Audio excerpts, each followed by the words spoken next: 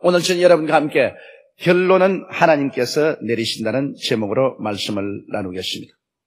사람들은 생각하기를 자기들이 인생의 서론도 적고 본론도 자기들이 적고 결론도 자기들이 내릴 수 있다고 착각을 하고 있는 것입니다. 그러나 우리 하나님께서는 사람들이 스스로 마음속에 인생의 서론을 계획하도록 하는 것 그대로 내버려 놓습니다. 본론을 전개해 나가는 것도 하나님께서 묵인합니다. 그러나 결론은 하나님이 내리십니다. 절대로 인생과 세상 만사의 결론은 하나님이 내리시지 사람에게 내리게 하지 않습니다. 노아의 후손들이 신할 광야로 나왔습니다. 그들은 대군중이었습니다. 언어도 하나고 민족도 하나였습니다. 그래서 그들이 말하기를 자 하나님은 우리를 온 지면에 흩어지라고 했는데 우리 하나님 말씀대로 흩어질 필요가 있겠는가? 우리가 흩어지지 말고 한 곳에 모여 살기 위해서 이곳에 높은 탑을 쌓자. 그래서 우리 탑 꼭대기가 하늘에 닿게 하고 우리 사람들의 이름을 내고 지면에 흩어짐을 피하자. 하나님의 계획과 명령에 정반대되는 그러한 계획을 세웠습니다. 그래서 그들은 함께 힘을 합쳐서 돌 대신에 벽돌을 굽고 그리고 석청으로 탈을 삼아서 그들은 바벨탑을 쌓기 시작했습니다. 인류 역사 초기에 가장 거대한 토목 공사였습니다. 이 공사는 모든 그 당시의 사람들이 다 힘을 합쳐서 일심으로 하기 때문에 점점 탑은 높아져가고 있습니다. 사람들은 기뻐하고 즐거워했었습니다. 이제는 하나님이 홍수를 보내도 절대로 우리는 죽을 수가 없다.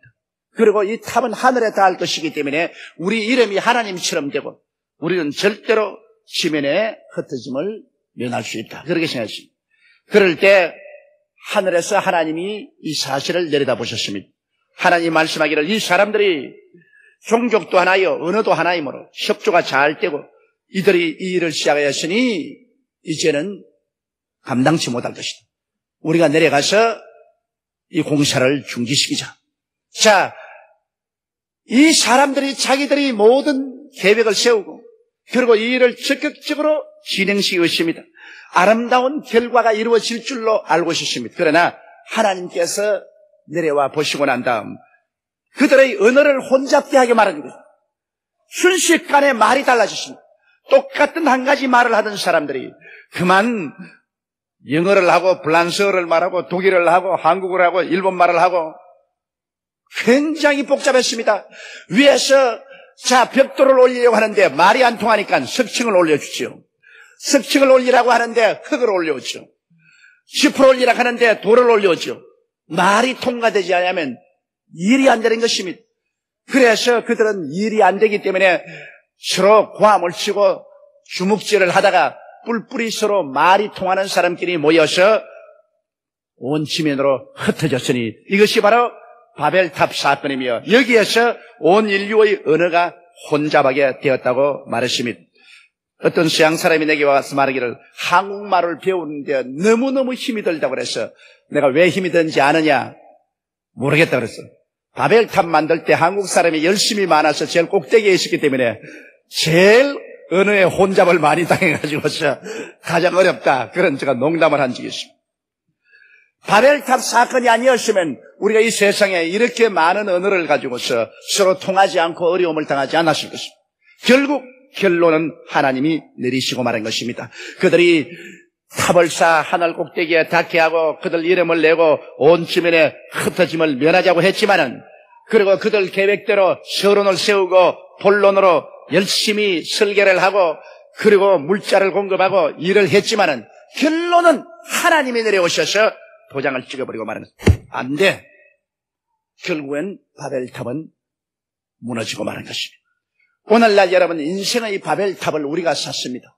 우리는 크고 작은 인생의 바벨탑을 쌓을 때 우리 스스로가 모든 것을 계획하고 그것을 진행하지만은 그러나 결론은 언제나 하나님이 와서 내리시는 것입니다. 이 사실을 통해서 오늘 우리가 깊이 깨달아야 될 것이 있습니다. 첫째로 우주의 절대 주권자는 하나님이라는 사실을 우리는 꿈에도 잊지 말아야 되는 것입니다. 사람이 우주의 절대 주권자가 아닙니다. 사람이 자기의 힘으로 하늘과 하늘들의 하늘을 지었었습니까? 땅과 바다와 그 가운데 모든 것을 사람이 만드셨습니까? 성경은 히브리서 1장 1절로 2절에 옛적에 선지자들로 여러 부분과 여러 모양으로 우리 조상들에게 말씀하신 하나님이 이 모든 날 마지막에 아들로 우리에게 말씀하셨으니 이 아들을 만유의 후사로 세우시고 또 저로 말미암아 모든 세계를 지으셨느니라고 말씀하셨습니다. 하나님 아버지는 예수 그리스도를 통해서 우주와 만물을 지으신 창조주 하나님입니다. 만물을 지었었으므로 만물을 소유하신 이는 하나님이시지 우리 사람이 만유를 소유하지 못했습니다. 그뿐 아니라 여러분 시작과 끝은 하나님의 권한에 있습니다. 이 세계를 경영하는 경영의 모든 권한도 우리 하나님께 있습니다.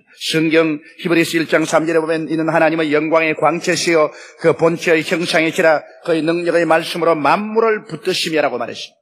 예수님께서 오늘 하나님의 능력의 말씀으로 만물을 경영하고 계십니다.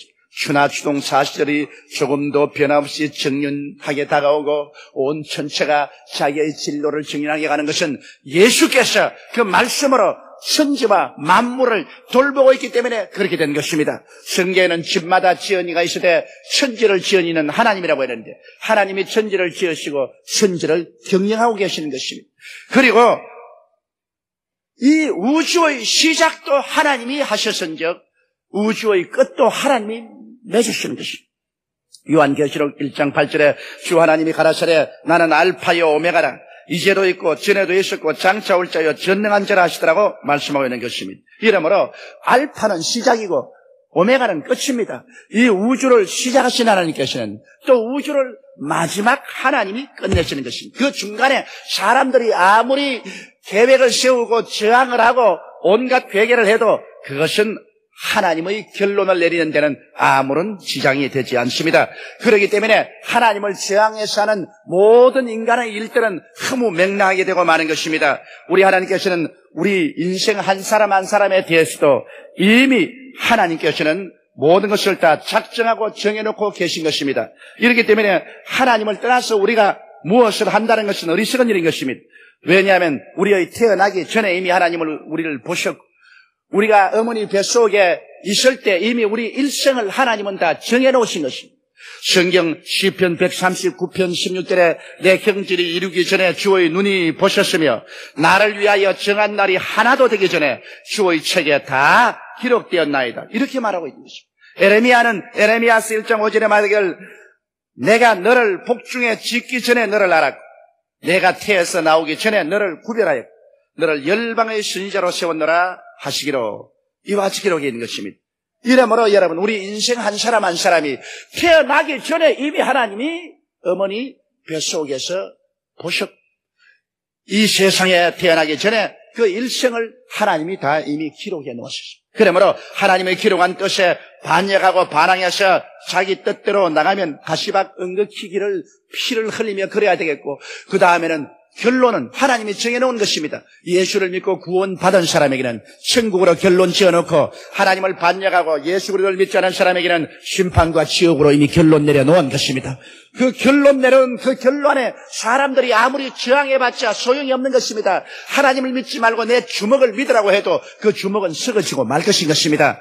하나님이 없다, 지옥도 없다고 해도 필요 없습니다. 우주를 지으신, 우주를 경영하신 알파와 오메가 되신 하나님께서 이미 결론은 내려놓은 것입니다. 믿는 자에게는 영생을, 믿지 않은 자에게는 영원한 형벌을 결론 내려놓은 것입니다. 이미 내려놓은 결론을 사람의 힘과 능력으로 절대로 변화시킬 수가 없는 것입니다. 개인뿐 아닙니다. 여러분 역사의 미래는 이미 정해져 있습니다. 오늘 김일성이가 원자 핵을 만든다. 그렇지 않으면 중공이 강대한 힘으로 세계를 지배할 것이다. 온갖 여러 가지 이야기가 많지만은 성경에는 하나님께서 역사의 결론을 이미 정해놓고 있는 것입니다. 이 역사를 시작하신 하나님이 역사의 서론과 본론은 사람들이 하나님을 반역해서 어떻게 하는지 내버려 놓지만은 결론은 하나님이 이미 정해놓고 그 결론대로 이루어지고 마는 것입니다. 여러분 다니엘이 그의 환상 가운데 본 것을 다니엘서에 분명히 기록하고 있는 것입니다. 그가 환상원에 보니 큰 우상이 하나 나왔는데 그 황금은 머리요, 은의 가슴과 양팔, 그리고 동의 허리, 철각, 철과 진흙의 열발가락, 그리고 하늘에서 사람의 손으로 뜨지 않은 돌에게 한 이야기였습니다. 이것은 느부갓네살 왕이 본 환상인데 이것을 다니엘이 알아내고 해석을 해주었습니다. 거기에 느부갓네살 왕이 해석한 것을 보면 다니엘은 벌써 예수님 오시기 약 600~700년 전에 이 사실을 여상하게 예언해 놓았습니다. 지금부터 그러니까 약 2700년 전에 예언한 사실인 것입니다. 황금의 머리는 바벨론이요, 은의 가슴과 팔은 메대와 파사 나라요, 그 다음에는 이 동의 허리는 헬라요, 그 다음에 두 철각은 로마요. 앞으로 로마에서 마지막 때 열발가락 시대가 오는데 이 열발가락은 강한 나라와 약한 나라 열국이 모여서 구라파가 한 나라로 되려고 몸부림을 치고 있을 때 하늘에서 사람의 손으로 떠지는 돌이 내려와서 그 우상을 침해 그 우상은 풍지박산되어 흩어져 버리고 그 돌만 온 세상에 가득하더라, 그렇게 말했습니다. 그래서 다니엘이 말하기를 이 돌은 바로 하나님의 아들이며 우리 주 예수께서 강림하셔서 이 세상의 모든 인간의 역사를 종결지으시고 주님이 만왕의 왕 만주의 주로 우주를 다스릴 것을 예언하셨다고 설명을 했었습니다.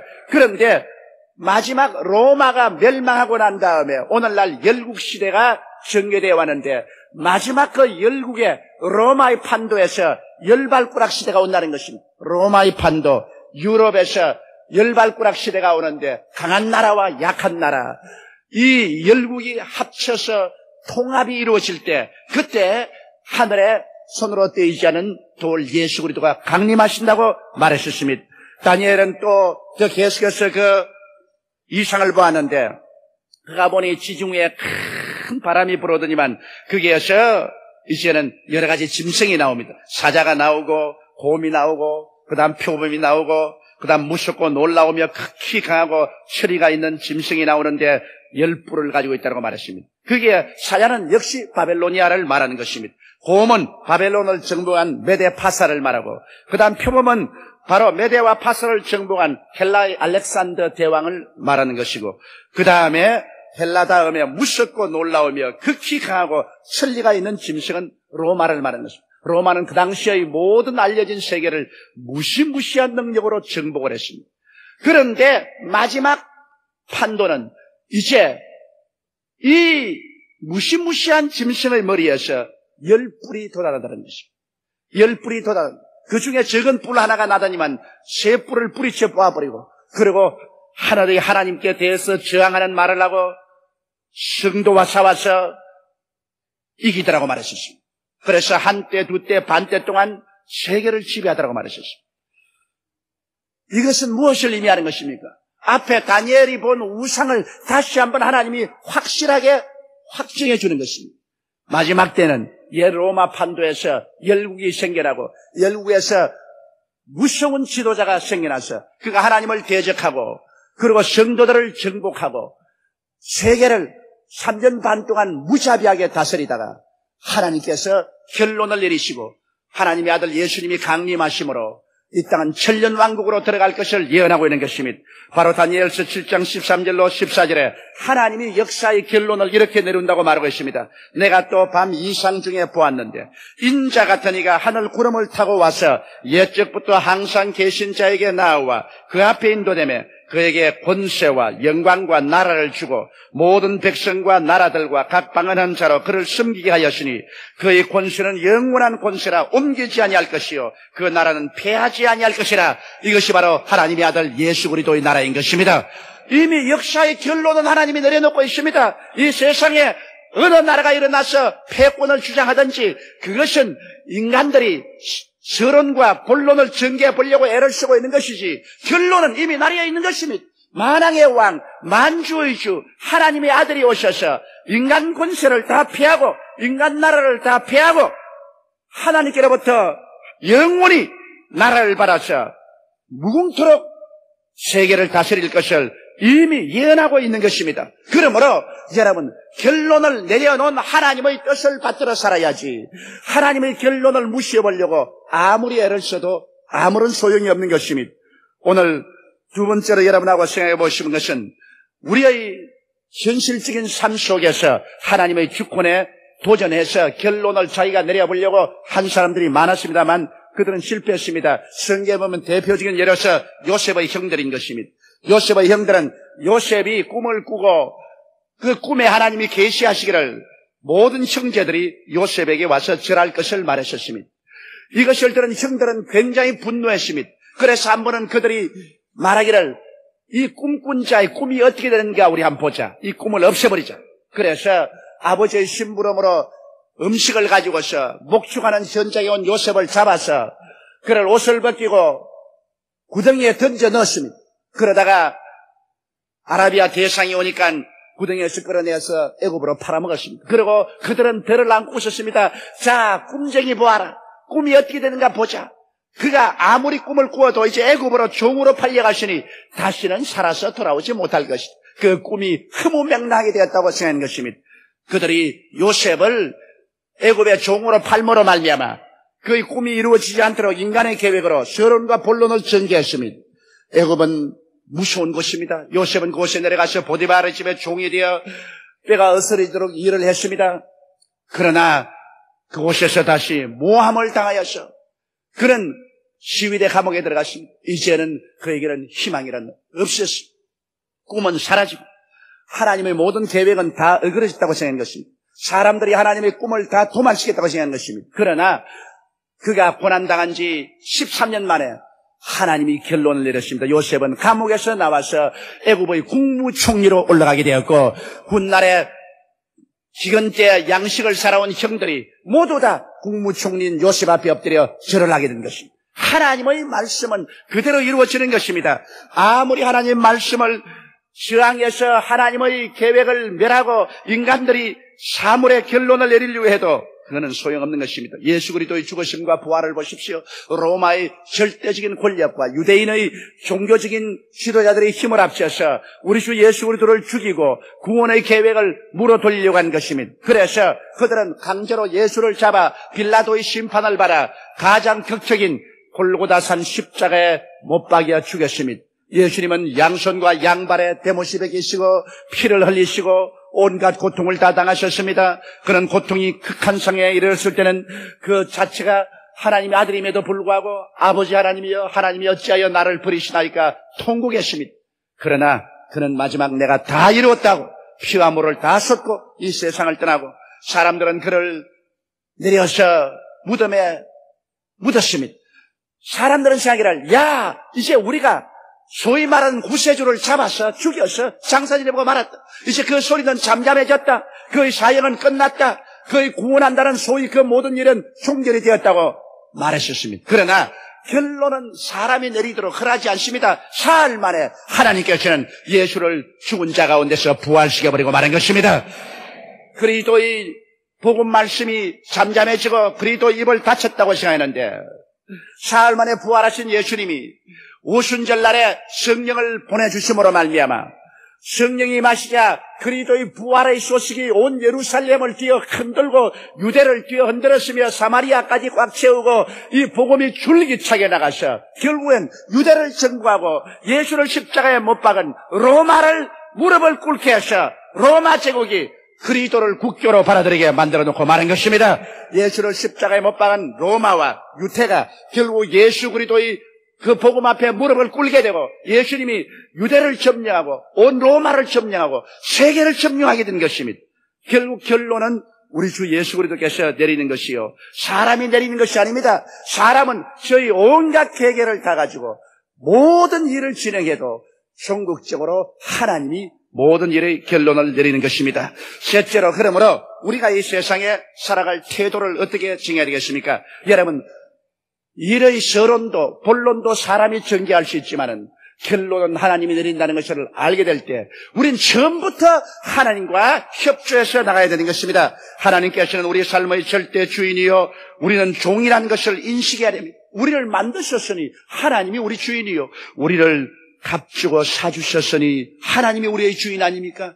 우리같이 못난 인간을 하나님이 구원하고 천국을 주시려고 그 아들을 보내셔서 몸을 찢고 피를 흘리셔서 그 거대한 대가를 지불하시고 값주고 사셨으니 얼마나 감사한 일이요.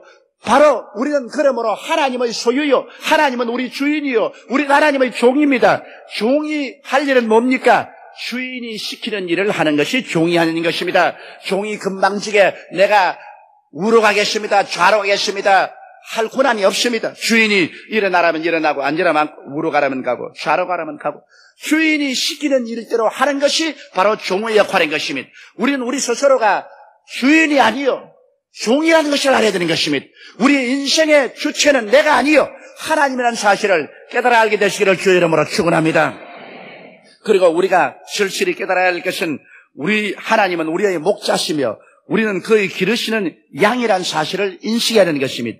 하나님의 목자이기 때문에 우리는 하나님의 소유물이요 하나님이 우리를 기르십니다. 이러므로 우리를 처음부터 인도하시는 이도 하나님이시고 푸른 초장에 눕게 하시고 쉴만한 물가에 쉬게 하시는 이도 하나님이시고 우리를 사나운 짐승이 오면 우리를 지팡이와 막대기로 안위하고 지켜주시는 이도 하나님이시요 우리를 자라게 하시는 이도 하나님이시요 나중에 우리를 불러서 우리에 들어오게 하시는 이도 하나님 것입니다.